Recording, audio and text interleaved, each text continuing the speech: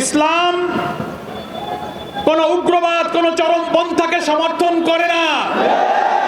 আপনি সাক্ষাৎকারে মিন করতে চেয়েছেন ইসলামী রাজনীতি যারা করে, নারীর ক্ষমতায়ন মর্যাদার ব্যাপারে আপনি তাদেরকে দোষী করতে চেয়েছেন যে তারা সে অধিকার চায় না। না, বরং আপনারা নারীবাদী হওয়ার দাবি করে যা বলেন তার চেয়ে হাজারো লক্ষ গুণ নারীর মর্যাদা ইসলাম দিয়েছে।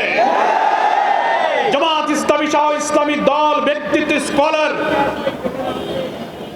মহান আল্লাহ তাআলা কোরআন মজিদে আমাদের নারীদের যে অধিকার এবং সম্মানের কথা বলেছেন, প্রিয় নবী মুহাম্মদ মুস্তাফা সাল্লাল্লাহু আলাইহি ওয়াসাল্লাম হাদিস শরীফের মধ্যে বিদায় হজের ঐতিহাসিক ভাষণে নারীদের যে মর্যাদার কথা বলেছেন, আপনাদের কোন সিডো, কোন আন্তর্জাতিক সংস্থা আমাদের মায়েদের এই মর্যাদা, আপনাদের কোন দর্শন, কোন তত্ত্ব, কোন সংস্থা তা নিশ্চিত করতে পারেনি।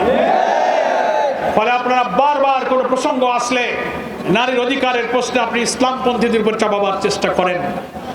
আপনার এই ভুল প্রচেষ্টা, এই অপরিণামদর্শী প্রচেষ্টা থেকে আপনাকে আমরা বিরত থাকতে অনুরোধ করছি। যতই আপনি ব্যাখ্যা দিয়ে বোঝানোর চেষ্টা করেন, আমি কোনো দলকে মিন করি না। তো জাতীয় সংসদে বিরোধী দল তো একটা দল, আপনি নাম হয়তো জামাত ইসলামী বলেননি, কিন্তু অপোজিশন কারা? তারা জামাত ইসলামী। আমি আবারও আপনাকে ভিডিওটা দেখতে বলবো, অডিওটা। আপনি বলছেন তারা যদি বিরোধী দলে থাকেও তাদেরকে আমরা মেইন স্ট্রিমে আসতে দেইনি। অর্থাৎ আপনি মেইন স্ট্রিম বলতে পার্লামেন্টের নির্বাচনে মেজরিটি সিটে জিতে আসতে দেন নাই। That is called election engineering. ফলে এইখান থেকে, এই কথা থেকে জনগণের বিশ্বাস করার সুযোগ আছে যে আপনি হচ্ছেন সেই ইঞ্জিনিয়ারিং এর একজন আত্মস্বীকৃত রাজসাক্ষী।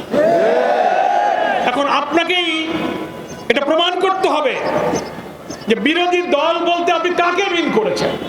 পার্লামেন্টে কি জামাত ইসলামী ছাড়া আর কোনো বিরোধী দল আছে? আপনি বারবার বলছেন আমি কোনো দলকে মিন করিনি। ব্যাখ্যা দিতে গিয়ে, নিজেকে ডিফেন্স দিতে গিয়ে আপনি আনন্দবাজারের সঙ্গে একটা সাক্ষাৎকারে আপনি বলে ফেললেন, এই কথাটা কেন বলতে গেলেন যে আমি যদি কোনো মবের শিকার হই তাহলে জামাত শিবিরকেই দায়ী থাকতে হবে।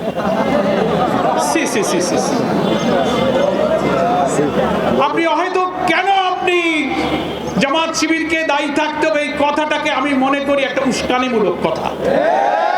আপনার এই উস্কানিমূলক কথা বলার তো কোনো প্রয়োজন ছিল না।